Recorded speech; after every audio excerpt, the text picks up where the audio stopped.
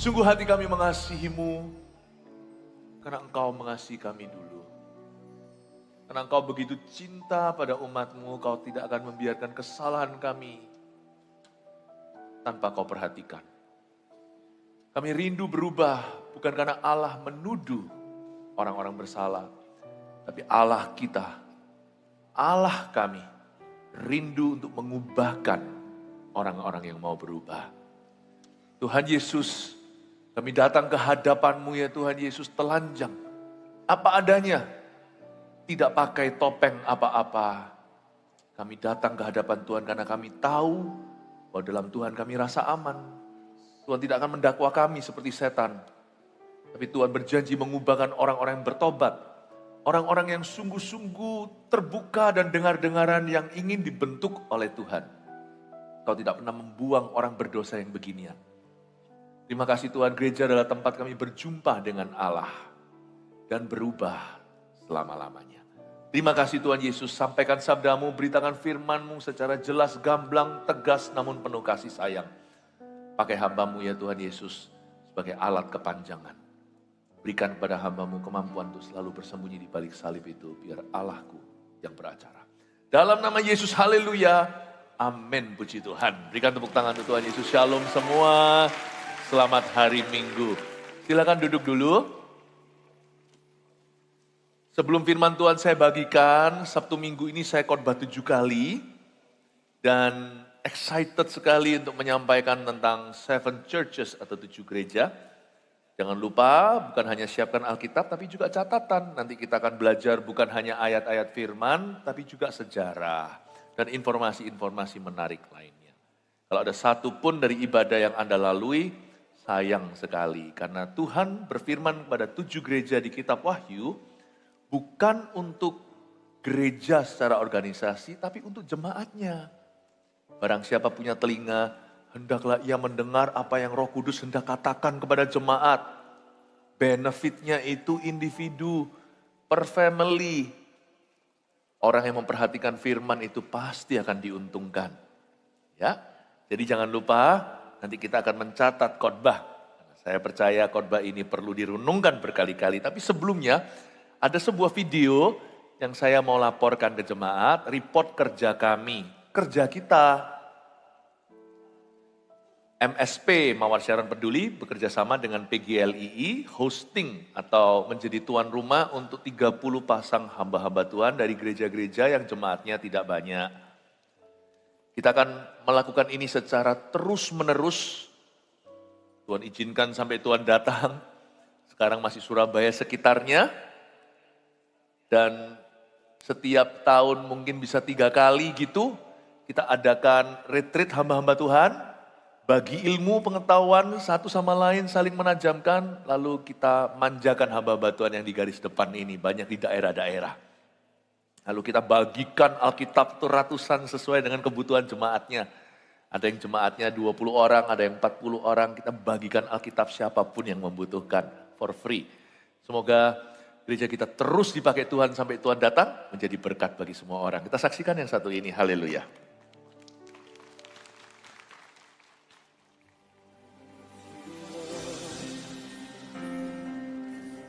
Oh, your mercy never fails me.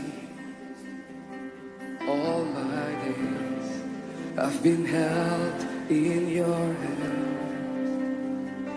From the moment that I wake up until I lay my head, I will sing. Aku rindu untuk memberi selah kepada anak-anakku. Oleh karena itu, izinkan kami berkata satu kehormatan untuk kami boleh menjamu ini hamba. All my life you have been so good. Hamba Tuhan yang setia ada 3. Setia dalam panggilan. Setia dalam kekudusan. Jaga moralitas kita. 3. Setia dalam ketaatan.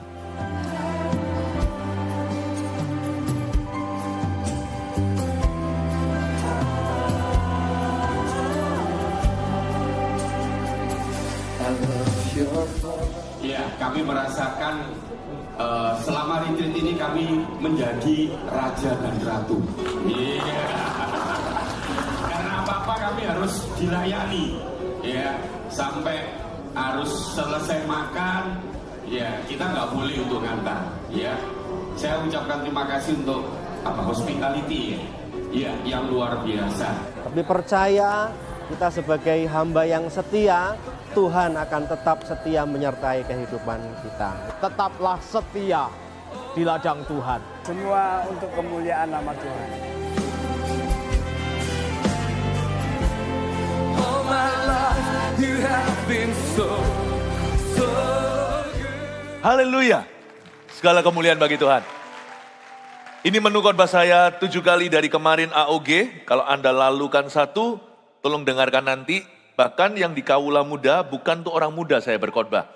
Tapi Bible study untuk semua jemaat, setiap ayat pasti berguna. Ini dia. Kita sekarang di ibadah yang keempat, kita akan pelajari tentang gereja Tiatira. Saya beri judul gereja yang membiarkan kesalahan, agar kita tidak membuat kesalahan yang sama. Wahyu pasal yang kedua, ayat yang ke-18 sampai ayatnya yang ke-29. Agak banyak, saya bacakan langsung kepada jemaat di Tiatira, dan tuliskanlah kepada malaikat jemaat di Tiatira, inilah firman anak Allah yang matanya bagaikan nyala api dan kakinya bagaikan tembaga.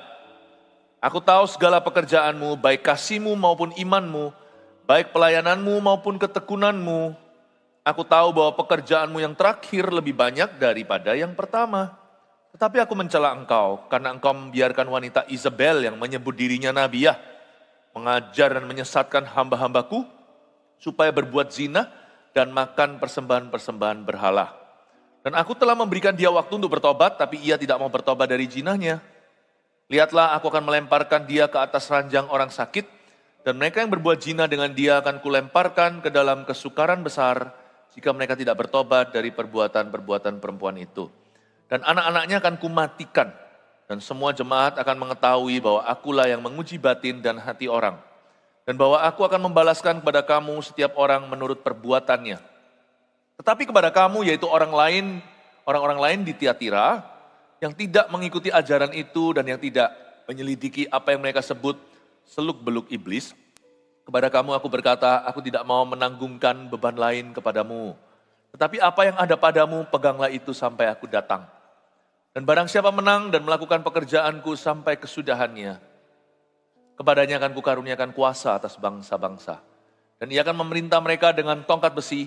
Mereka akan diremukkan seperti tembikar tukang periuk, sama seperti yang kuterima dari Bapakku. Dan kepadanya akan kukaruniakan bintang timur. Siapa bertelinga, hendaklah ia mendengarkan apa yang dikatakan Roh kepada jemaat-jemaat.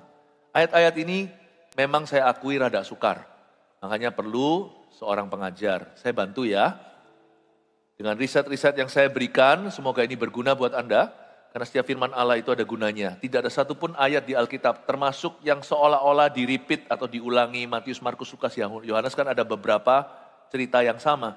Itu masing-masing angle atau sudut pandangnya beda. Setiap ayat itu ada kegunaannya yang tiada duanya, tidak bisa digantikan dengan ayat lain. Makanya itu perlu kita pelajari semua Alkitab, dari Kejadian sampai Wahyu jangan tebang pilih, jangan pilih kasih. Tuhan Yesus di Pulau Patmos memberi wahyu kepada Yohanes yang dibuang di situ. Rasul Yohanes ini, dia sudah tua. Lalu dia disuruh tulis surat kepada 7 jemaat.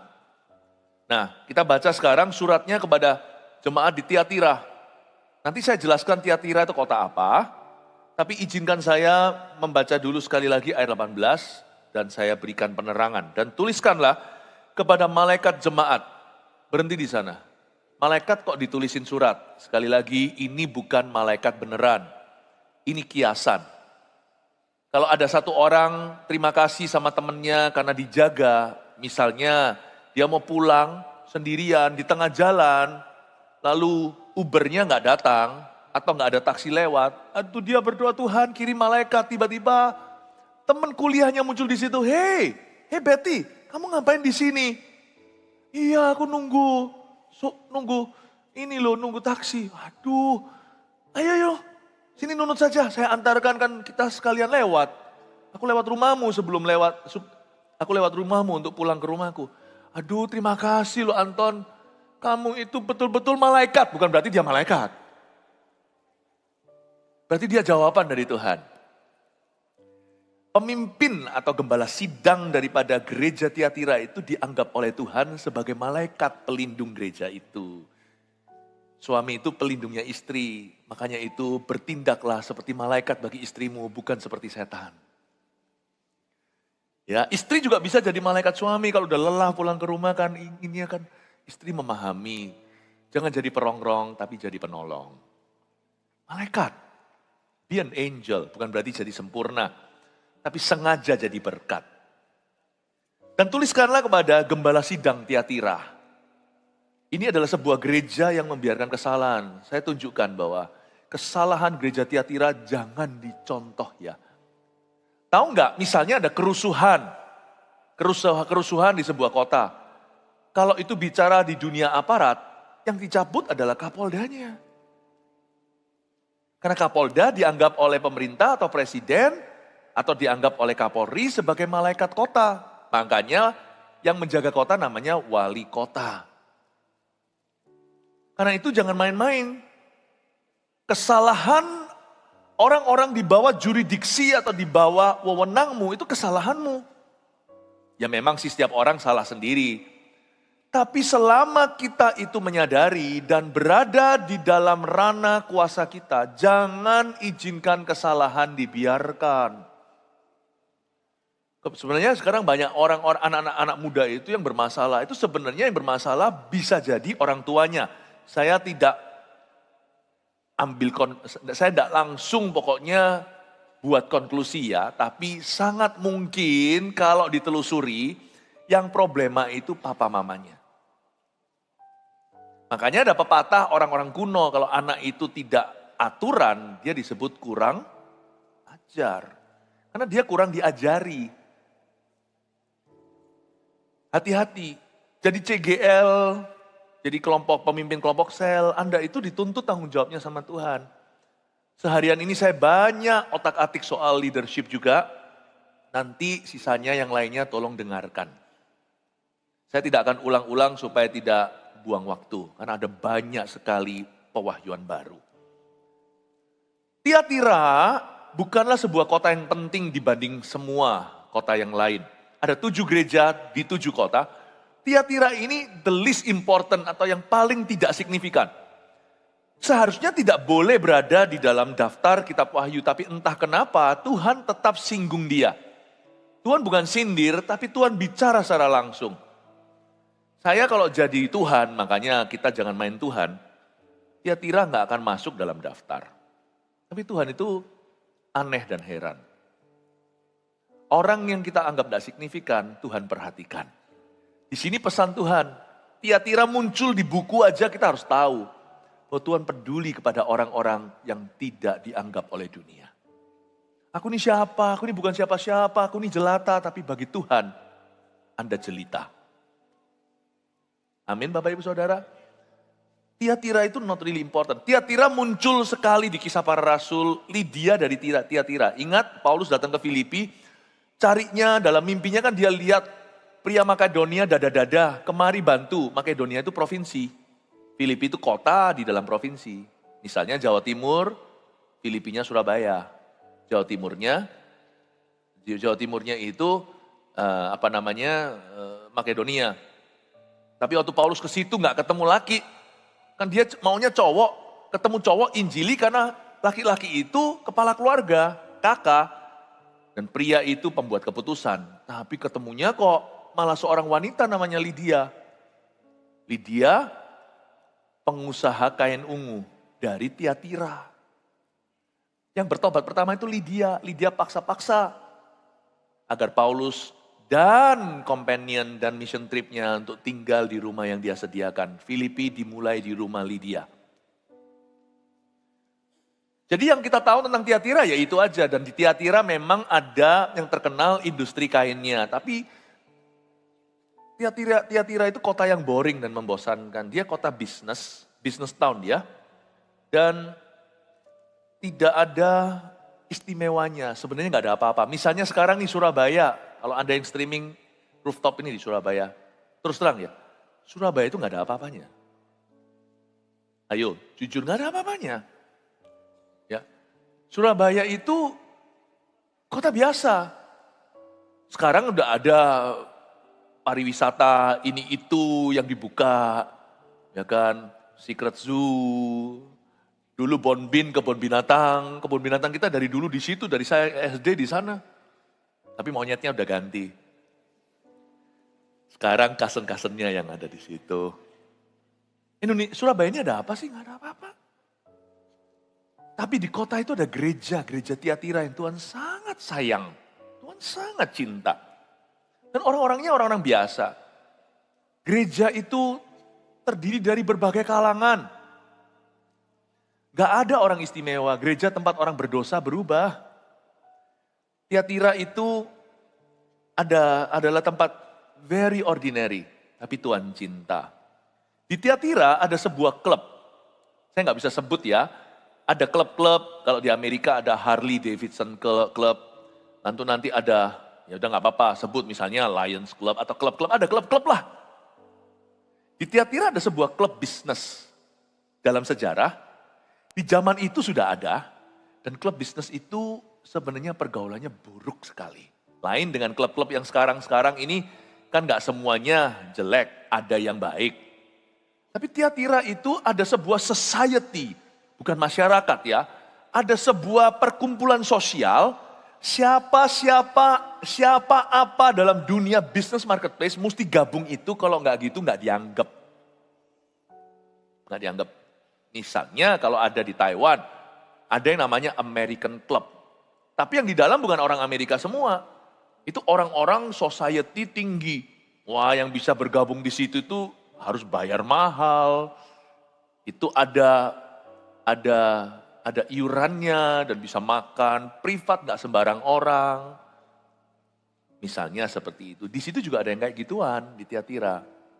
Saya gak tahu Lydia itu masuk di klub begitu atau enggak. Tapi siapa yang masuk ke klub itu hati-hati karena pergaulannya buruk sekali.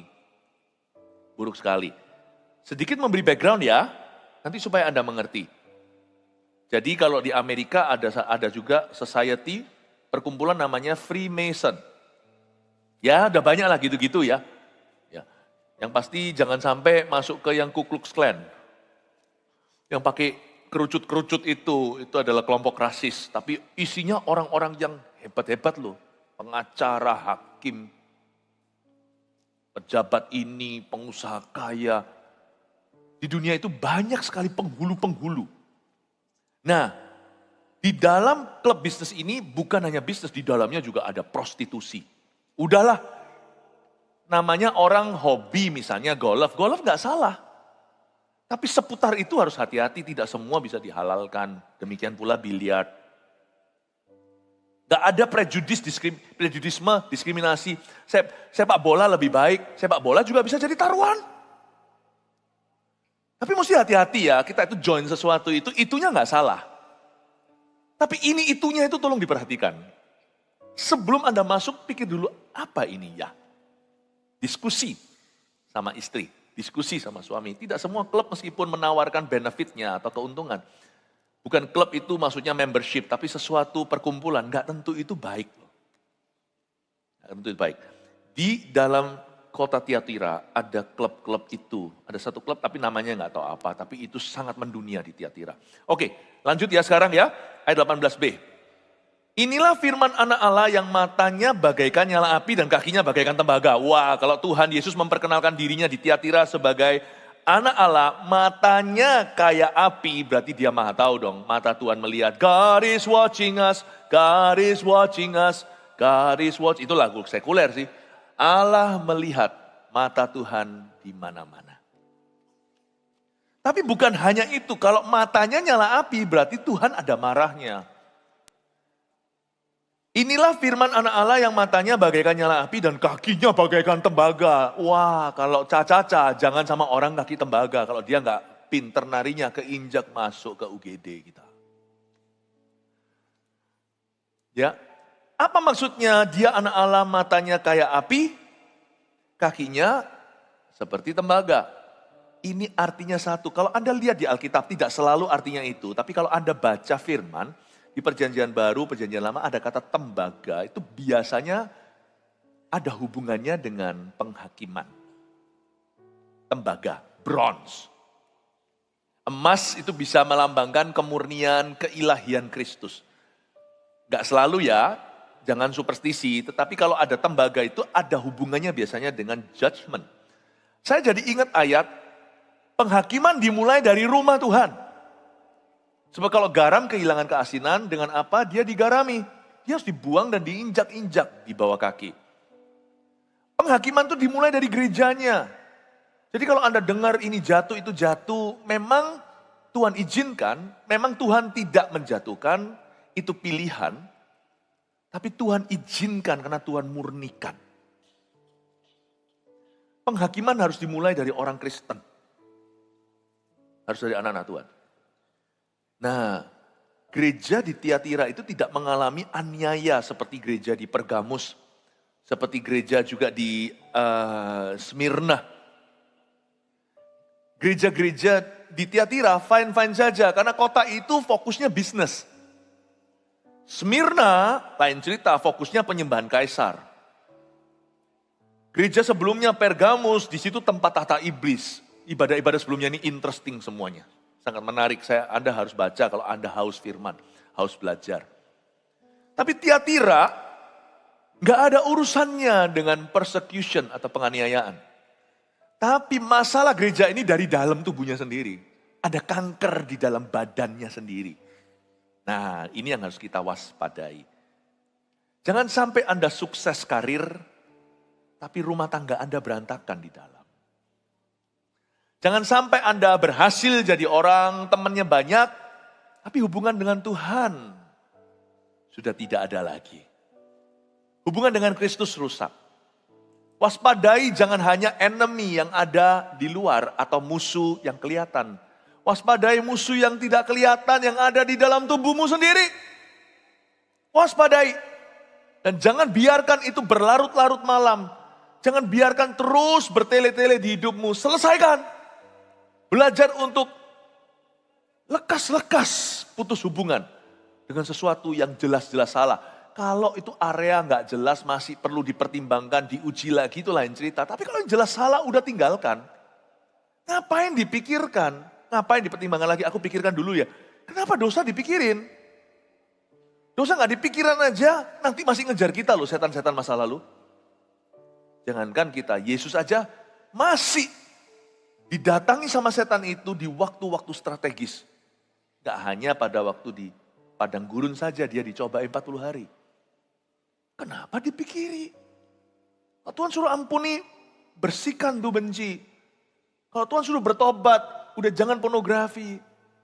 Meskipun gak tahu nanti lain kali masih bisa jatuh lagi. Pokoknya sekarang bangkit dulu. Tuhan suruh bereskan. Ada pergaulan yang salah. Pacarannya gak keruan. Atau bukan pacaran.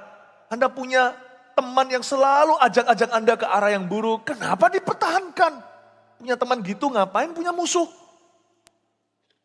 Saya kalau punya teman-teman seperti 10 sudah gak perlu musuh. Sudah cukup. Gak semua teman itu adalah kawan. Kita baca ayat 19. Aku tahu segala pekerjaanmu, kata Yesus. Baik kasihmu maupun imanmu, baik pelayananmu maupun ketekunanmu. Aku tahu bahwa pekerjaanmu yang terakhir lebih banyak daripada yang pertama. Ayat 19 pujian, Tuhan itu baik. Tuhan itu bukannya basa-basi. Tuhan itu bukannya tidak straightforward atau tidak terus terang. Terus terang, Tuhan Yesus terang terus. Tuhan selalu terang. Tuhan selalu terus terang. Dan Tuhan Yesus, tapi Tuhan itu Bapa. Saya seorang ayah tahu kalau saya mau tegur anak, saya pasti akan pikirkan dulu yang positifnya di anak itu. Tuhan pikirkan positifnya dan Tuhan beritahu begini. Aku tahu segala pekerjaanmu, baik kasihmu maupun imanmu, baik pelayananmu maupun ketekunanmu. Gereja ini termasuk gereja baik sebenarnya. Dia menuai banyak teguran nanti Anda lihat. Tapi gereja ini sebenarnya gereja yang sangat-sangat berpotensi. Ada 4 tanda bahwa dia adalah gereja yang baik seharusnya. Kalau Anda mau tahu gereja itu a good church for you, gereja itu baik enggak untuk Anda dan keluarga, gampang Anda lihat. Aku tahu segala pekerjaanmu, kata Tuhan. Baik kasihmu. Apa gereja itu penuh kasih? Kasihnya enggak sempurna. Kadang-kadang masih ada gesekan. Kadang-kadang kita agak sedikit lemot. Atau buffering dulu. Atau seperti kita kalau mau internetan itu loading dulu. Kadang-kadang wifi orang itu kurang kuat sama Tuhan. Dia agak lambat. Enggak apa-apa lah. Kadang-kadang kita agak lambat untuk menyadari bahwa ini adalah perbuatan kasih yang kita bisa lakukan. It's okay. Kasih waktu. Sebagaimana Tuhan memberimu waktu juga untuk bertumbuh. Tapi lihat enggak gereja itu ada kasih enggak? Lalu gereja itu imannya seperti apa? Imannya berdasarkan firman atau superstisi? Firman loh, kita semua itu enggak ada yang plek 100% firman itu enggak ada. Kita semua itu belajar dari kebenaran. Tapi gereja itu kiblatnya firman atau kiblatnya perasaan? Nah banyak gereja yang merasa lebih firman, yang lainnya sesat. Nah itu juga tolong pikirkan. Apapun juga itu mesti ada namanya manusia belajar dari firman dan tafsiran. Bisa-bisa gereja yang seperti itu yang menekankan doktrin-doktrin lalu menganiaya yang lainnya. Ya sudah anggaplah mereka lebih tahu firman. Tapi apa mereka tahu kasih dengan cara mereka seperti itu? Tapi ada gereja yang kasih melulu, doktrin yang ngawur juga nggak bisa begitu. Gereja harus seimbang. Tapi kalau Anda tahu gereja yang baik itu seperti apa, yang ada kasih, yang imannya dilandasi firman. Lalu pelayanannya coba dicek, pelayanannya gereja itu sungguh-sungguh atau asal-asalan. Pelayanan, filosofi pelayanannya itu gimana? Apakah semua orang datang langsung bisa naik mimbar? Apapun siapapun dihalalkan atau adakah kriteria-kriteria, bukan sebagai birokrasi hukum Taurat. Tapi apakah gereja itu mentraining orang dalam pelayanan? Itu kelihatan sekali. Lalu adakah ketekunan? Ada pemimpin-pemimpin yang sudah teruji, mereka nggak di situ dengan gelarnya melulu. Atau dikit-dikit panggil dirinya pastor, mentang-mentang bisa berkhotbah.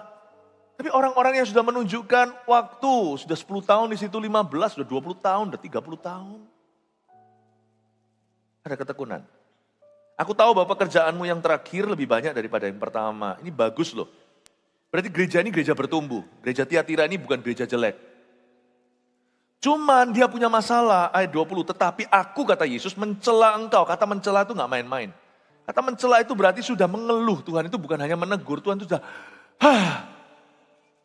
lus dadah.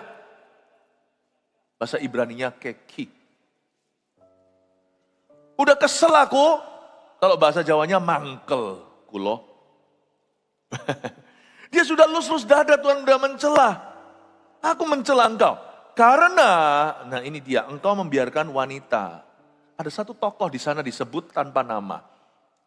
Tapi Tuhan sebut sifatnya. Ada seorang wanita Isabel. Isabel udah mati lah. Isabel itu kan perjanjian lama, zaman Elisa itu istrinya Ahab. Tapi spiritnya sama. Tuhan berkata, aku mencela engkau karena engkau membiarkan wanita Isabel yang menyebut dirinya nabiya, mengajar dan menyesatkan hamba-hamba Tuhan. Dia berkata ada seorang wanita. Dalam bahasa Inggrisnya saya ajak sedikit Bible study ya. Kata-katanya begini. Tetapi aku mencela engkau karena engkau membiarkan wanitamu itu loh Isabel. Jadi ada berapa tafsiran yang mungkin terjadi. Bagaimanapun juga pasti masing-masing bermakna. Ini bukan salah dan benar. Mungkin ada seorang wanita yang bukan siapa-siapanya pendeta atau gembala sidangnya. Yang Tuhan sebut, orang itu kok merajalela ya? Kok dia seperti spirit ratu ya? Nggak ada di dalam gereja itu. Tuhan sebagai raja lalu nanti ada ratunya perempuan yang nyetir atau apa. Nggak boleh. Nggak bisa. Loh, gereja kita tuh percaya pelayanan perempuan loh. Pastor Eagle Kids kita, Kak Popo itu wanita. Pastor Margaret Bu. Pastor Mac, AOG juga perempuan. Gembala regional kita ini itu, ketua doa kita. Saya percaya, sangat amat percaya. Pelayanan wanita. Cuman ini lain sih. Dia berkata wanita Isabel ini sudah gak sehat. Dan ayatnya begini, kamu izinkan wanitamu Isabel. Jadi mungkinkah ini ada, hati-hati ya kalau saya ngomong gini ya, karena saya anggap Anda dewasa ya. Kalau orang itu diajari firman itu kadang-kadang dia bisa aksesnya itu banyak, lalu dia mulai label-label, nanti kemana-mana keluar dari sini, beritahu Isabel lu. Pastor Philip bilang lu Isabel, begitu ya. Atau mulai tunjuk-tunjuk itu istri-istri hamba-hamba Tuhan, jangan gitu ya. Tujuan dari pengajaran ini bukan demikian. Oke? Tapi mungkinkah ini adalah istri hamba Tuhan? Your woman Isabel. Bisa jadi istrinya pendeta itu, kita nggak tahu pendeta Tiatira siapa. Bisa jadi bukan istrinya, tapi simpanannya. Ini mungkin pendetanya bobrok moral. Tuhan bilang tuliskan kepada malaikat jemaat. Kok diizinkan? Your woman Isabel itu bisa istrinya, bisa selingkuhannya. Dan Tuhan berkata, kok dibiarkan itu terjadi? Tuhan tegur kapoldanya. Tuhan tegur gembalanya. Ada apa-apa dengan anak, Tuhan tegur papanya dulu. Dan mamanya juga. Atau mungkin bukan siapa-siapanya pendeta itu. Your woman Isabel itu mungkin seorang wanita di situ yang diizinkan ngeroh banget sampai menyebut dirinya nabiya, tapi tujuannya komersil. Kalau Anda baca ya, saya baca sekali lagi. Tapi aku mencela engkau karena engkau membiarkan wanita Isabel yang menyebut dirinya nabiya. Jadi dia ngeroh. Dia pakai firman. Tujuannya apa? Mengajar dan menyesatkan hamba-hambaku supaya berbuat jinah dan makan persembahan-persembahan berhala, berbuat jinah sini ini sebelum jinah badani, jinah motivasi, makan persembahan berhala, itu bukan ritual makan berhala karena ini orang Kristen semua. Makan persembahan berhala itu seperti Daniel yang tidak mau mencemari dirinya dengan makanan raja. Misalnya Anda kerja di sebuah instansi, makan penyembahan berhala itu nggak tentu makan siang dengan kolega. Tetapi terima uang suap. Itu makanan Raja Nebukadnezar zaman itu, Daniel nggak mau urusan sama itu. Aku nggak akan mencemarkan sebagai Yahudi asli, sebagai umat pilihan Allah di perjanjian lama.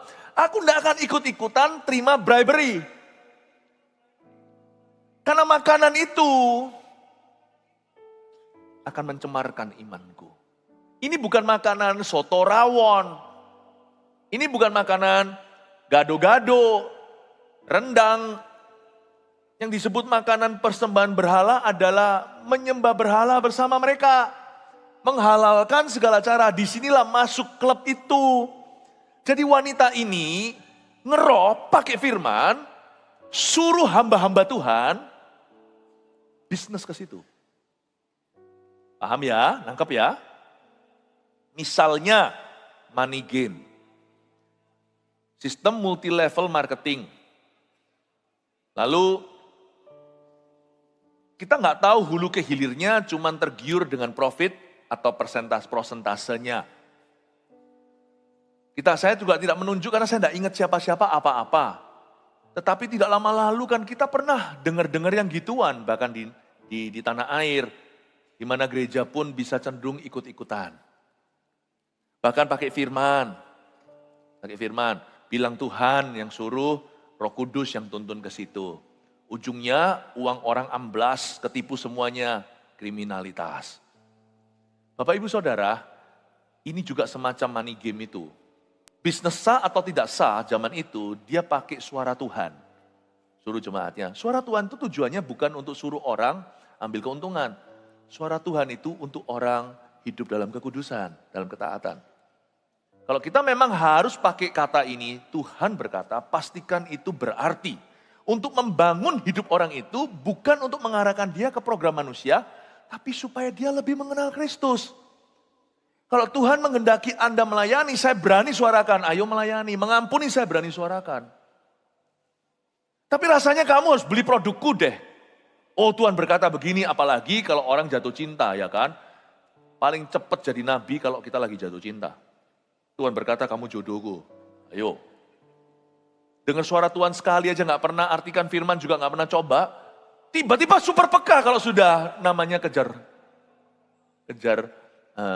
pacar. Kamu dari Tuhan. Kalau ada seorang digituin sama laki-laki, atau sebaliknya sama perempuan juga bisa agresif loh, zaman emansipasi, haleluya. Jawab gini, oh Tuhan suruh kamu ya. Beritahu sama Tuhan, suruh ngomong sendiri sama saya. Aku hidup Tuhan ada masalah kok. Kenapa harus ngomong sama kamu? Dan aku pun tidak ada rasa apa-apa sama kamu. Kalau Tuhan bicara sama kamu, menurut saya sih enggak. Tapi kalau memang iya, enggak kurang ajar yang ngomongnya ya, dengan sopan. Karena kita tahu Tuhan enggak bicara sama dia. Beritahu sama Tuhan, saya selalu telinga terbuka kok. Kapan saja Tuhan mau bicara, saya mendengar. Saya seperti Samuel, ini aku, berbicaralah. Oh gitu-gitu, balik dengan suara, dibalas suara. Ya kan? Malah justru kalau kejar pasangan, mau cari pacar itu, jangan bilang suara Tuhan. Tunjukkan lewat buah-buah rohmu, sampai sebelah situ kagum-kagum. Bahkan sampai orang tuanya, keluarganya mengagumi, ini loh untuk lu. Begitu, gak usah pakai suara Tuhan. Gampang-gampangin suara Tuhan, kalau untuk keuntungan. Hati-hati, dan ini membuat Tuhan marah. Tuhan marah sama gembalanya, kenapa lu biarkan? Kenapa kamu biarkan yang beginian? Luar biasa loh ya, kita semua masih belajar dengan suara Tuhan, I know. Kadang-kadang kita gak tepat untuk menafsirkan, I know. Siapa sih yang berani melemparkan dan merajam orang, lemparin batu pertama? Gak ada, kita semua masih belajar, kita semua masih samar-samar. Tapi orang ini vulgar, lain bukan samar-samar. Dia berkata, Tuhan ngomong sama aku, ayo kamu pergi ke klub itu, ya, kamu investasi sekian. Nanti kamu dapat berapa dan sebagainya. Aduh, Tuhan gak akan ngurusi yang gitu. Tuhan bilang sama aku, yang menang nanti adalah Argentina. Menang Tuhan main bola. Teman saya satu dulu zaman Mike Tyson tinju, dia berdoa untuk Mike Tyson menang. Udahlah, Tuhan gak ngurusi yang gitu. Tuhan sertai anak-anaknya dalam segala bidang dan gelanggang, I know. Jangan doa yang gituan, jangan pakai sesuatu yang sakral untuk sesuatu yang sifatnya sangat-sangat duniawi. Ini orang duniawi, tapi kedok rohani. Menyesatkan hamba-hamba Tuhan. Masalahnya itu hamba-hamba Tuhan sekali masuk situ cemar spiritnya. Udah langsung mata duitan, udah mulai tarik orang itu sudah gaya demi dapat sesuatu keuntungan. Lain loh ya, kalau kita cari jiwa, kita dorong mereka melayani, bertumbuh di CG, kita muridkan. Itu untuk mereka. Itu untuk mereka. Tapi ini untuk bisnis. Dan celakanya, bisnis pakai mimbar. Jikalau semua kesamaan adalah kebetulan, oke? Kalau di sini ada, aku mikir ini, mikir itu, jangan mikir begitu, mikir diri sendiri saja. Saya kalau khotbah itu tidak pernah main sindiran. Saya khotbah itu langsung dari firman, saya nggak ada pikiran apa-apa, saya nggak sepinter itu. Saya itu malah justru orangnya lalian. Saya itu suka lupa. Kadang-kadang kalau diberitahu sesuatu sama istri saya atau sama siapa, ini gini-gini, loh kemarin sudah tahu saya itu lagi hari ini. Saya itu ada auto delete di sini. Supaya makanya saya awet muda, lihat masih muda terus. Gak mau ingetin kesalahan-kesalahan. Kalau ada kesamaan, tidak ada kesengajaan. Kalau Anda pikirkan siapa-siapa apa-apa. Tapi ini firman, ini nyata, ini yang terjadi di Tiatira. Kalau Anda baca kan gak tahu ternyata kejadiannya begini. Sejarah membantu kita untuk tahu ternyata ada klub begitu. Dan money game itu ternyata sudah ada dari zaman purbakala ya. Bodong-bodong itu sudah ada dari dulu. Mungkin ini bukan bodong, ini sungguhan. Tapi mau nggak sih? Mau nggak sih? Kalau kita misalnya lagi kok jadi lupa? Tender. Mau menangin tender dengan menghalalkan segala cara. Kita sediakan prostitut. Sediakan yang namanya escort. Mau nggak sih kita berjalan sejauh itu untuk menang tender sesuatu, lalu kita halalkan segala sesuatu dan segalanya? Mau nggak sih kita itu dugem sama orang? Yang saya maksudkan dugem bukan dunia penggembalaan, dunia gemerlap. Kita dugem, kita temeni, dan bahkan kita melakukan semua yang mereka lakukan dengan tujuan apa? Supaya menang. Akankah kita halalkan semua? Si Isabel ini tidak pedulikan jemaat. Pokoknya dia dapat porsi. Go! Satu-satu kandas masuk ke klub itu. Satu-satu kandas. Ke sana, ke situ, satu-satu kembali. No longer murni. Dan Tuhan marah. Kamu cemarkan gerejaku. Gereja itu milik Tuhan. Di Efesus dia berkata, akulah yang memegang ketujuh kandil itu. Ini bukan bicara tentang 7 gereja zaman itu, ini gereja sepanjang sejarah. Tuhan bilang, kamu nantang aku. You think you're the queen? I am the king. The queen must die. Karena bagi Tuhan, wanita Isabel ini bukanlah mempelainya. Mempelainya adalah seluruh jemaat. Luar biasa. Kita juga harus mendoakan pelayan wanita. Jangan sampai dihinggapi seperti Hawa. Pelayanan perempuan itu saya sangat percaya. I'm a great believer. Mungkin saya salah satu pendukung utama gerakan perempuan yang dipakai oleh Tuhan. Di Gereja Mawar Sharon banyak ceritanya, banyak buktinya. Tapi kita mesti doa juga. Doakan istri Anda. Jangan cuman sekedar dituntut-tuntut lebih. Sebagai suami doakan. Karena istri Anda juga mengalami peperangan rohani. Kalau dia kena pengaruh waktu dia lemah iman, Anda yang terseret nanti. Doakan begini, Tuhan, aku berdoa supaya istriku diberi kesehatan. Aku berdoa supaya istriku dipakai Tuhan, berikan roh hikmat, roh bijaksana. Sudah bijaksana, puji Tuhan. Jangan lengah, kalau sudah bijak, doakan lebih. Kepada barang siapa yang memiliki, kepadanya diberi lebih supaya dia punya berlebihan. Tapi kepada siapa yang tidak punya apa-apa, sedikit yang dia miliki pun akan diambil daripadanya. Cerita tentang talenta. Justru kalau istri Anda bijaksana, jangan lengah. Malah doakan. Jangan hanya doakan istri yang perlu bertobat. Dan kalau ada seorang perempuan dipakai Tuhan, doakan. Pray. Doakan juga untuk istri hamba-hamba Tuhan. Istri gembala itu adalah target serangan. Kalau bukan serangan ke karakternya, bisa serangan ke stresnya. Perempuan itu lebih kompleks perasaannya. Tidak sedikit loh ya yang namanya istri-istri pelayan Tuhan itu depresi. Puji Tuhan, istriku enggak begitu. Kita harus lindungi bugem-bugem, ibu-ibu gembala yang ada di gereja kita. Doakan mereka, jangan tuntut. Pray for them, supaya mereka murni. Karena wanita itu diserang sama iblis yang pertama sebelum Adam. Pertama-tama Hawa. Sekali Hawa diserang, Adam kalah Hawa. Bisikan bantal itu berkuasa. Kenapa enggak Anda titipkan aja sama Roh Kudus supaya bisikan itu dari dia melalui istri Anda. Berdoalah Bapak Ibu Saudara, jangan hanya tuntut istrimu dan maki-maki dia. Doakan kasih cintai dia. Karena istri Anda itu takut akan Allah, yang untung adalah Anda. Amin Bapak Ibu Saudara. Ya, mana anak lu? Ikut dong, ganti popok harus ikut. Nanti kalau sudah besar, tetap ada diaper rohani yang harus dibersihkan. Jangan hanya mau istri yang didik anak, Anda juga. Suatu teguran untuk ayah-ayah. Di sini ada seorang gembala yang tidak berfungsi di Tiatira. Saya bangga mikir, ngapain tuh pastornya? Kok dibiarkan? Kalau ini memang adalah istrinya, kok nggak bisa kontrol istri sendiri? Apa-apaan? Mana bisa dia itu mengatur rumah Tuhan kalau keluarganya berantakan? Nyonya sendiri aja nggak bisa dikendalikan. Tapi kalau ini bukan istri sang pendeta, kenapa izinkan wanita itu merajalela? Jelas-jelas pengajarannya ujungnya itu ke situ kok. Kenapa kau biarkan? Kenapa kau undang? Mimbar itu sakral. Tuhan ngamuk loh. Tuhan tahu loh siapa yang khotbah di atas. Tuhan tahu loh siapa pelayan-pelayan Tuhan. Tuhan tahu kelebihan kita bahwa iman pekerjaan kita baik. Pekerjaan kita yang terakhir lebih banyak daripada yang pertama, Tuhan tahu semua. Tapi Tuhan juga tahu hal-hal yang dia celah dalam hidup kita. Jangan hanya mau terima pujian Allah. Terima juga celah dari dirinya. Segala sesuatu yang dia celah dalam hidupmu, lekaslah berubah. Karena kalau tidak berubah, inilah ancamannya dan itu terjadi. Kita lihat ayat 21, dan aku telah memberikan dia waktu untuk bertobat. Tapi ia tidak mau bertobat dari zinanya. Ayat 21, Tuhan marah pun masih berbelas kasihan.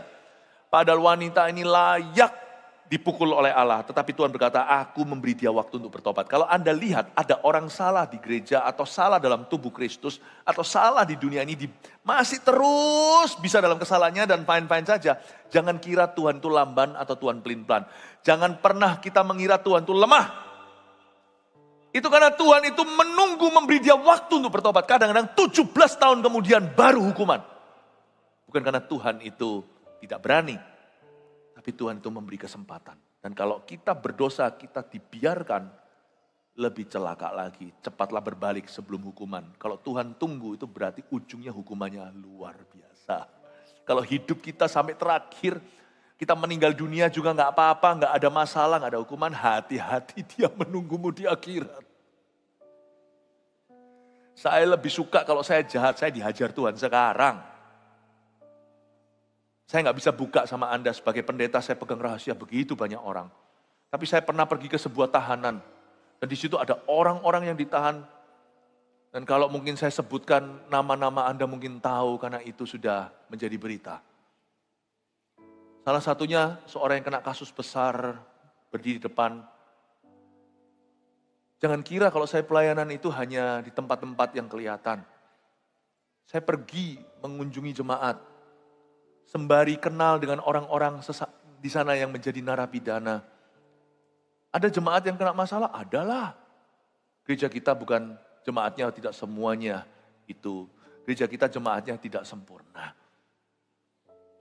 Waktu saya datang ke situ, saya duduk mengunjungi. Saya ingat kata-kata Yesus, aku di penjara, kamu tidak kunjungi. Saya kunjungi. Saya duduk di situ, tidak khotbah, tidak apa. Saya hanya bicara sama mereka. Saya dengarkan waktu Natal. Mereka satu-satu naik ke atas kesaksian. Diberi izin oleh aparat dan juga oleh penjaga penjara. Lalu dia mulai berkata, saya itu dituntut hukuman mati. Tapi saya nggak apa-apa. Saya itu nangis sama istri saya dengar itu. Saya sudah tua. Kalau seumpamanya jaksa dan hakim akhirnya memberikan keputusan saya harus hukum mati. Saya rela, saya hanya titipkan keluarga saya sama Tuhan. Meskipun saya tahu dalam setiap kasus itu selalu ada sisi-sisi yang harus dipertimbangkan. Saya juga bisa bela diri tapi terus terang, saya terima apapun keputusan Pak Hakim nanti. Karena saya ini juga bukan orang yang bersih. Banyak sekali rekod saya itu yang salah di hidup ini. Bukan cuma yang kena kasus. Hidup saya itu kotor. Tapi kalau saya mati di sini, saya ingin Tuhan ingat saya di akhirat. Saya sudah terima hukuman ganjaran di dalam hidup ini. Sekalipun keselamatan itu dalam Yesus Tuhan. Aku gak bisa balas. Aku bukan seperti penyamun yang ada di samping Yesus yang tidak dapat kesempatan. Aku dapat kesempatan untuk bisa dihukum dulu di dunia ini. Saya terima dengan lapang dada, saya bilang sama hakim dia kesaksian. Silakan Bapak Hakim yang mulia, hukum saya terima. Kalau bisa bebas lebih ringan ya puji Tuhan, kalau enggak saya mau. Mendingan saya sekarang ketemu Tuhan marah sekarang di hidup ini daripada nanti saya dimarahi Tuhan di akhirat. Saya tidak masuk ke dalam sorga. Saya nangis. Saya nangis. Sungguhan. Jangan kira kalau kita berbuat salah dibiarkan itu indah. Luput aku. Sekali lagi, luput. Black death mati. Langsung ketemu di situ api. Hati-hati. Dan aku telah memberi dia waktu untuk bertobat. Tetapi ia tidak mau bertobat dari jinahnya. Lihatlah, aku akan melemparkan dia ke atas ranjang orang sakit. Dan mereka yang berbuat zina dengan dia akan kulemparkan ke dalam kesukaran besar jika mereka tidak bertobat dari perbuatan-perbuatan perempuan itu. Perhatikan ya, kemungkinan besar bisnismen atau hamba-hamba Tuhan yang akhirnya berubah meninggalkan panggilan. Padahal dipanggil jadi hamba Tuhan. Meninggalkan panggilan, masuk ke bisnis-bisnis itu, klub itu. Mereka kayaknya juga ada affair deh sama wanita ini. Jadi saya sebut perempuan ini akhirnya nanti berakhir di ranjang orang sakit. Ini dari yang namanya sinful bed ke sick bed. Tuhan berkata, lu kan suka ranjang kan?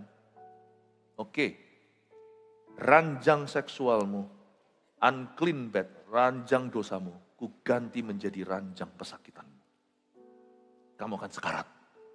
Tahukah ada orang-orang yang mati prematur bukan karena Tuhan panggil dia. Tapi karena Tuhan hukum dia. Ada kematian yang tidak perlu terjadi sebenarnya begitu early atau begitu dini. Tapi karena ada orang yang mencobai Tuhan. Bukan hanya itu juga, ternyata ada dosa-dosa yang diimpor. Bukan dosa kita, tapi gara-gara kita terlibat dalam, makanya itu jangan sampai kita itu jadi second hand smoker menghisap asap rokok orang. Ceritanya gitu. Ada orang tertentu yang gak berdosa, orang lain yang dosa, tapi dia dukung dia. Orang itu akhirnya dapat pahala yang sama. Upah dosa ialah maut. Nah itu cilaka kan. Konyol sekali kan. Makanya dalam menumpangkan tangan, jangan kau terbawa-bawa dalam dosa orang. Jangan semerta-merta ikut-ikut huru hara, padahal nggak tahu apa yang terjadi sesungguhnya. Mending diam. Dan ada orang-orang yang Tuhan berkata, yang lainnya yang zina sama dia, aku lempar sekalian. Wah. Orang Kristen harus smart, tidak boleh panasan kepala, ikut-ikut. Salibkan dia, salibkan. Lalu apa? Ikut-ikut, iya. Jangan begitu. Dan gak hanya itu, anak-anaknya, coba perhatikan. Dan anak-anaknya akan kumatikan.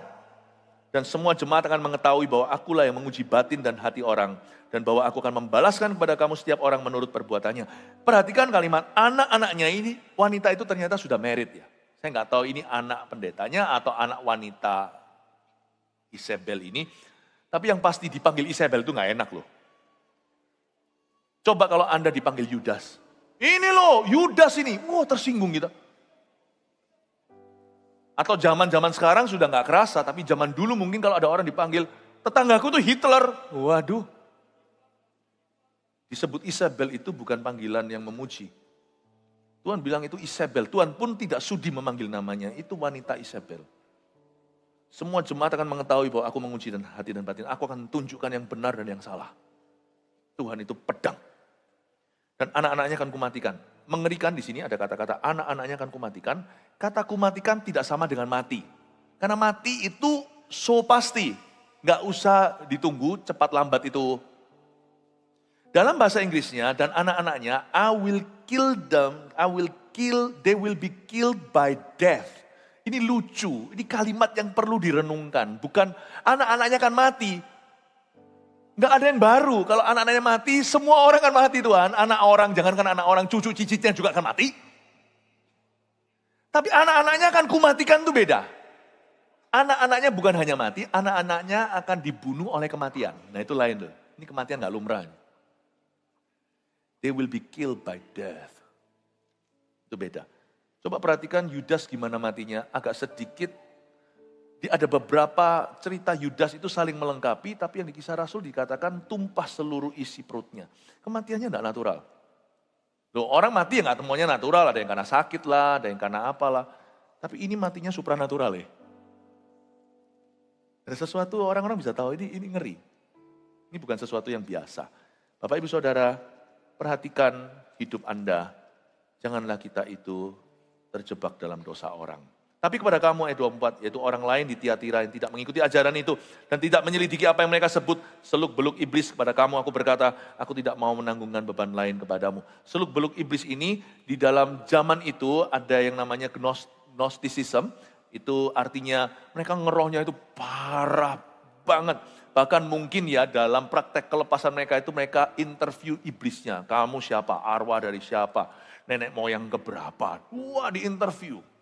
Ada notulen rapatnya mungkin. Sehingga mereka itu menyebut praktek-praktek itu seluk-beluk iblis. Cara wanita ini membuat orang lain kagum adalah dia masuk di dunia-dunia roh yang tidak terbukti. Tapi miskin firman. Bapak Ibu Saudara, berhati-hati, hari-hari ini ada pengajaran yang aneh-aneh. Pengajaran aneh-aneh. Tapi sekalipun kita Pentakosta, kita karismatik, tapi pengajaran firman itu harus selalu sehat.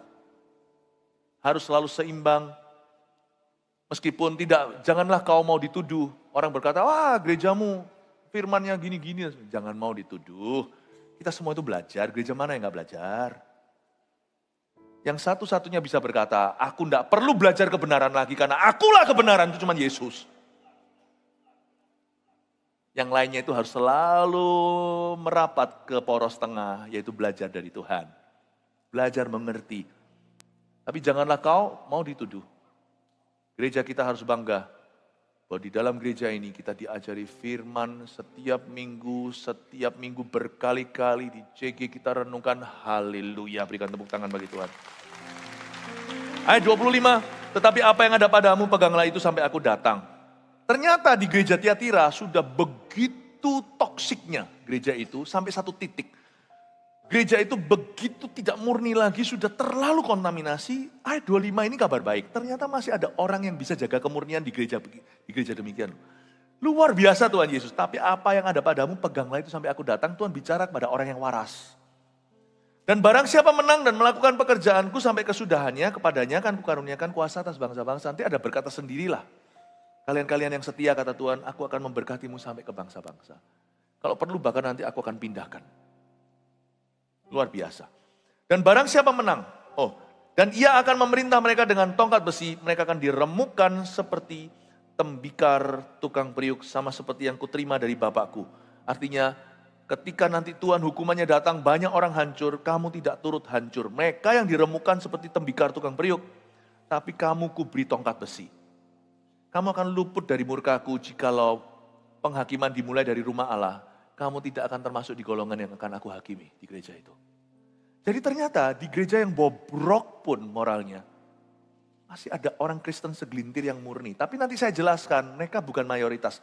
Di gereja yang mengajarkan kebenaran dan berporos dan berkiblat terus kepada kebenaran, mayoritas orang benar, minoritas. Pasti ada lah, di mana-mana gereja pasti ada momoknya. Tapi di gereja yang bobrok, sebagian besar akan jadi momok. Kalau ada yang baik itu segelintir. Nah, segelintir ini Tuhan bicara. Tuhan tuh baik. Di dalam Tuhan tuh selalu ada yang namanya orang-orang yang disisakan dalam kebenaran. Saya bersyukur dari sini orang yang pelayanan, jangan pernah kita kecewa, lu semua pelayananku kok satu-satu mundur ya orang-orang yang kupimpin. Enggak. Pasti ada. Dari 4 tanah yang kau taburi, minimal selalu 1/4. Ada tanah yang baik, itu pun dibagi jadi 3, 30, 60, 100 kali ganda nanti pertumbuhan imannya. Jangan pernah kecewa dalam jeripayahmu, dalam persekutuanmu dengan Tuhan. Jeripayah pelayananmu tidak akan sia-sia. Tapi kalau kita tuh setia sama Tuhan dan kita memperjuangkan, bukan 1/4 kali, mungkin bisa jadi 4/4. Tanah batu kita clearkan batunya. Tanahnya dangkal, kurang dalam, kita akan beri pupuk dia dan beritahu sama Tuhan, jangan ditebang, kasih waktu 1 tahun lagi. Meskipun dia 3 tahun sudah sia-siakan, aku akan pupuki dia. Mungkin kalau ada burung, ada yang usir burungnya, ada peperangan rohani, ada pendoa yang berkata, aku tengking kamu setan dalam nama Yesus. Bisa jadi kalau kita berjuang, bukan hanya beriman, berusaha dengan iman. Bisa jadi anak kita kalau ada 4, anak kita ada 4-4-nya nanti jadi hamba Tuhan dalam bidangnya masing-masing. Tapi orang tua yang amburadul parentingnya gak pedulikan Yesus, gak hiraukan kerohanian. Nanti lihat ya dari 4, kalau Tuhan bisa ada 1 yang genah, yang benar, tapi 3-nya semuanya liar. Tapi kalau Anda setia, mayoritasnya yang benar. Haleluya, kasih tepuk tangan untuk Tuhan. Dan kepadanya kan karuniakan bintang timur, ayat 29, siapa bertelinga? Hendaklah ia mendengarkan apa yang dikatakan roh kepada jemaat-jemaat. Saya harap Anda dengarkan suara Kristus lewat khotbah saya. Dan kalau Anda perlu memperbaiki sesuatu dalam hidupmu, maupun hidupmu secara pribadi, ataupun hidup ministry atau hidup keluargamu, lakukan selekas Anda dengarkan firman ini. Semoga Anda mencatat khotbah ini, karena nanti Anda bisa renungkan lagi. Renungan kedua, biasanya susu madunya lebih kental. Saya percaya, Bapak, Ibu, Saudara, jemaat yang terkasih yang mendengarkan firman ini, biarkan hidupmu semakin diberkati, tidak menjadi pemimpin yang membiarkan kesalahan di hadiratmu akan dibenarkan. Haleluya. Mari kita sama-sama bangkit berdiri. Terima kasih Tuhan. Praise the Lord. Nyanyi lagu apa, Esra? Aku Tuhan. Oh, cobalah aku Tuhan. Selidiki hatiku, batinku dan hatiku. Mataku tertuju padamu. Aku cinta padamu Tuhan. Oh, aku rindu hadirat-Mu Tuhan. Aku ingin selalu dekat padamu, menikmati kehadiran-Mu. Pujilah aku Tuhan, dari awal nyanyikan. Pujilah aku Tuhan. Cobalah aku Tuhan. Selidiki hatiku dan batinku. mataku tertuju padamu. Aku cinta padamu Tuhan, aku cinta padamu Tuhan. Aku rindu hadirat-Mu Tuhan. Aku ingin selalu dekat padamu, menikmati kehadiran-Mu. Nyanyi Hosana bagi Rajaku yang duduk di tahta. Aku muliakan dan ku agungkan, Kau layak disembah. Ku nyanyi Hosana bagi Rajaku yang duduk di tahta. Aku muliakan dan ku agungkan, Kau layak disembah. Buka hatimu kepada Tuhan. Pujilah aku Tuhan.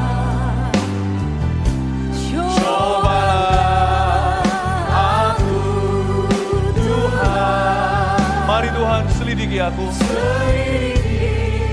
batinku dan hatiku.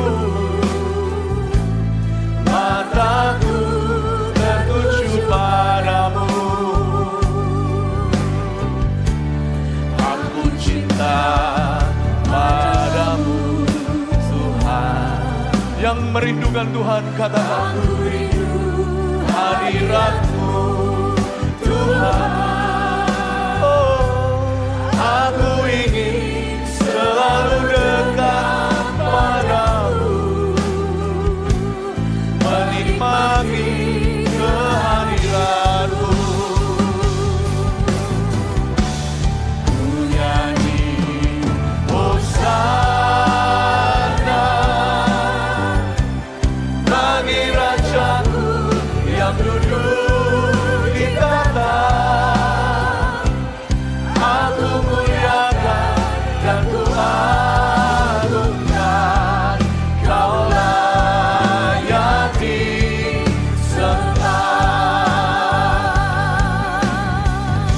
Ku nyanyi Hosana bagi Rajaku yang duduk di tahta.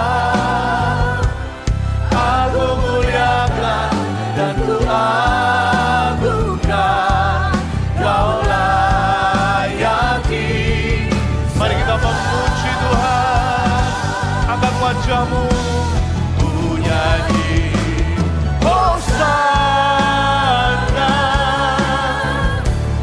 bagi Rajaku yang duduk di tahta.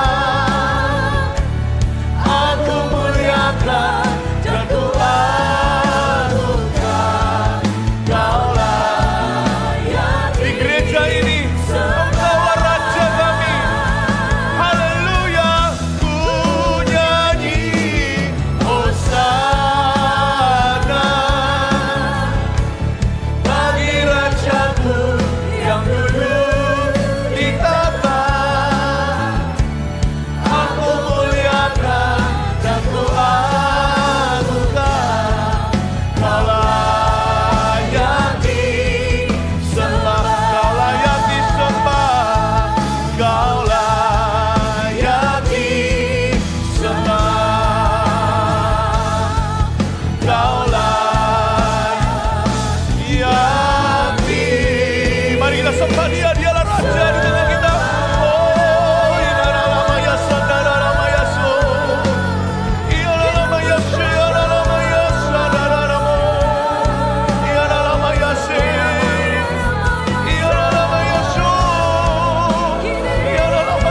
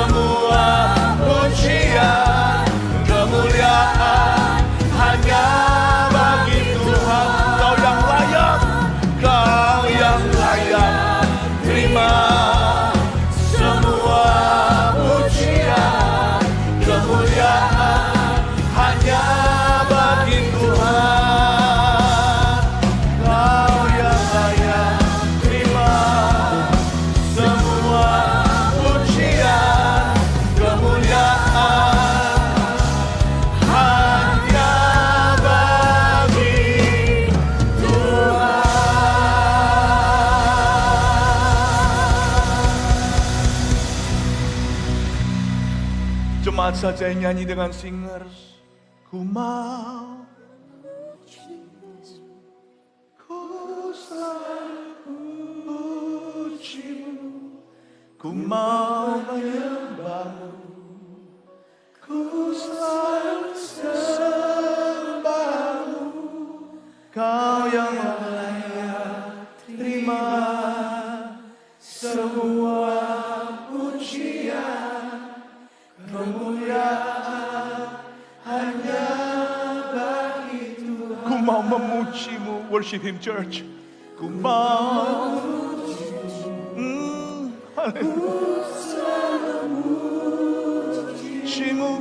ku mau menyembahmu. You are so good. Ku selalu sembahmu, kau yang layak terima semua pujian, kemuliaan hanya bagi Tuhan. Kau yang layak terima, kau yang layak terima semua pujian, kemuliaan hanya bagi Tuhan. Kau yang layak, kau yang layak terima semua pujian, kemuliaan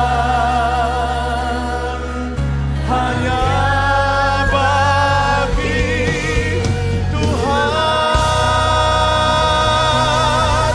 Haleluya, haleluya, haleluya. Di akhir dari ibadah kita, saya mau membuka altar ini untuk orang-orang yang butuh didoakan. Saya merasa dalam spirit saya ada orang-orang yang salah menginvestasikan waktu dan juga sumber daya yang Tuhan berikan. Saya ingin sekali tanpa harus Anda membuka cerita, kita bisa berdoa di depan sini ketika nanti jemaat berbahasa roh berdoa. Kita doakan Anda dengan keluhan tak terucapkan. Termasuk orang-orang yang hari ini tahu bahwa di dalam hidupnya ada sesuatu yang Tuhan telah taruh untuk dia perbaiki. Tapi rasanya kayak itu sudah bertahun-tahun, rasanya masa mungkin ya hal itu bisa berubah. Tapi Anda mau beriman, tidak ada yang mustahil bagi Tuhan. Bukan hanya orang-orang yang tadi salah investasi, tetapi bukan hanya orang-orang yang ditipu uangnya, bukan hanya orang-orang yang bermasalah dalam pekerjaannya, tapi ada orang-orang tertentu di sini Roh Kudus bicara secara spesifik. Hal ini harus berubah, kamu bisa, aku akan mengurapimu. Kalau Anda mau membuat komitmen baru, dimulai dengan langkah iman. Saya undang Anda maju ke depan yang di atas. Anda bisa pergi ke lorong-lorong itu, di situ ada pendoa-pendoa yang sudah menunggu supaya nggak terlalu jauh datang ke depan ini. Mari saya undang Anda yang butuh didoakan, sekarang maju, kita hemat waktu. Haleluya, ku mau memujimu, ku selalu pujimu, ku mau menyembahmu, ku selalu sembahmu, kau yang layak terima semua pujian, kemuliaan hanya bagi Tuhan. Mari kita ulurkan tangan kita ke depan, kita berdoa bagi mereka. Bapa di dalam sorga, di dalam nama Yesus Tuhan, jamah ya Tuhan Yesus. Ora makamaya shamana. You sing this song with me. And I, Jesus, you're the only one for me. Nothing will ever take your place. Oh haleluya, Tuhan jamah setiap jemaatmu yang bergumul.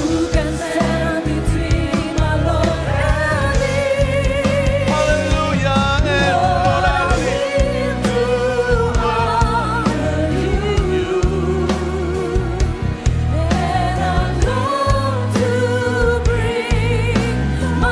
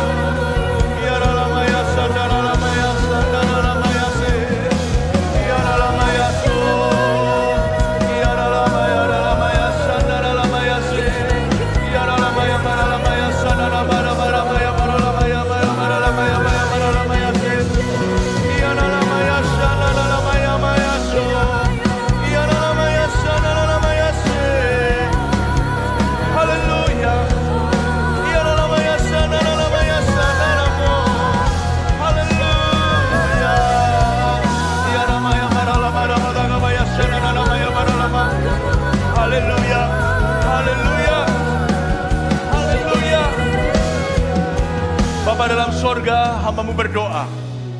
Engkau memberikan keberanian melangkah ke depan, berarti juga Tuhan memberi keberanian untuk mereka mengubahkan sesuatu di hidup mereka. Sepulang dari gereja menjadi pelaku firman, kami sama-sama sepakat untuk kemenangan mereka. Apa hal yang perlu diubahkan? Mungkin ada sebuah kesalahan yang tidak boleh dibiarkan. Yang perlu minta maaf, yang perlu mengembalikan. Yang perlu berbuat sesuatu, hamba berdoa, Engkau urapi keputusan iman mereka, sehingga ada langkah nyata pulang dari sini, mengubahkan itu yang Tuhan kehendaki. Hamba tidak tahu apa persisnya, tapi ketika kami berdoa dalam Roh Kudus, Roh sudah berdoa melalui gereja ini untuk setiap orang yang maju. Hamba berdoa dan memberkati mereka, dan mereka yang selama ini ya Tuhan Yesus telah dipimpin ke jalan yang salah. Mungkin juga mereka telah kehilangan dan mengalami kerugian, mungkin secara materi, mungkin secara waktu dan hubungan. Hamba berdoa kasih Tuhan memulihkan. Tuhan memberi kesempatan supaya mereka tidak terus bengong dan melihat ke belakang. Apa yang sudah di belakang sebagai biaya kuliah. Biarkan mulai hari ini berkat baru yang akan Tuhan curahkan atas mereka. Terima kasih Tuhan Yesus. Dalam nama Yesus, haleluya. Amin. God bless you. Maju terus dalam Kristus, kasih semangat untuk mereka. Silakan kembali ke tempat duduknya. Berikan tepuk tangan untuk mereka. Haleluya.